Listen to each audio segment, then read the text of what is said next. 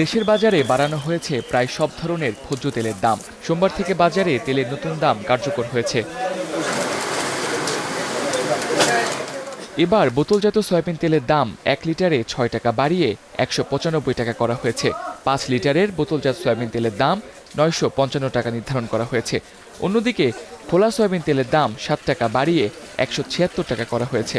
সবচেয়ে বেশি দাম বেড়েছে পাম তেলের, প্রতি লিটারে 16 টাকা বাড়িয়ে দাম ধরা হয়েছে 166 টাকা।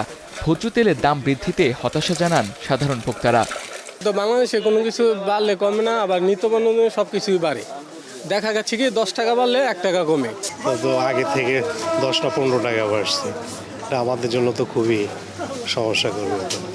এর আগে সরকারকে না জানিয়েই বোতলজাত সয়াবিন তেলের দাম 9 টাকা বাড়ানোর ঘোষণা দেয় ব্যবসায়ীরা, যা সরকারের হস্তক্ষেপে 6 টাকায় নামে। খুচরা বিক্রেতারা বলছেন, হঠাৎ করে তেলের দাম বাড়াতে এখন অনেকেই ঝুঁকছেন খোলা তেলের দিকে।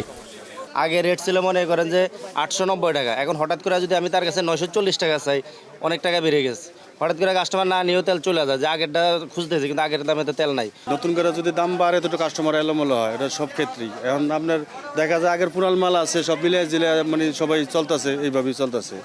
পূর্ব ঘোষণা ছাড়াই এবার তেলের দাম বাড়ানো হয়েছে জানিয়ে পাইকাররা বলছেন, বিভিন্ন কোম্পানির বেঁধে দেওয়া দামেই তেল বিক্রি করছেন তারা।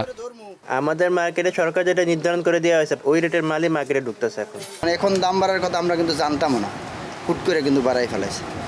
এগুলো কোম্পানির সিদ্ধান্ত থাকে, কারণ যারা এলসি করে এরাই বলতে পারবে। একবার বাংলাদেশে আর কখনো বাড়লে আর কখনো শুনছেন কমছে, ওই 7 টাকা বাড়ায় 2 টাকা কমে না, যেটা আমাদের প্ল্যান সেটা ঠিকই বাস্তবায়ন করে তারপর ওইভাবে কমায়। ভোজ্য তেলের দাম নিয়ন্ত্রণে সরকারকে আরও সক্রিয় হওয়ার তাগিদ সাধারণ ভোক্তাদের। Tamjid Ahmed, star news, Dhaka.